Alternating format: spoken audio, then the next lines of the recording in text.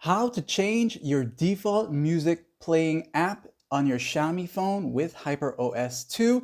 And this basically allows for songs to automatically open in a specific music player. So to find the settings, here's where you can go to do this. With Hyper OS 2, go ahead and use a quick access. Tap on a settings toggle, this one right there. And once you do this, you'll go down looking for apps. So go down until you see apps, this one here. And now that you're here, you'll see these three dots at the top right. Tap on that one time and go to where it says Other Settings. As you do this now, you'll see Default Apps. So you're looking for Default Apps. Now that you're here, you're simply going to look for the one that says Music.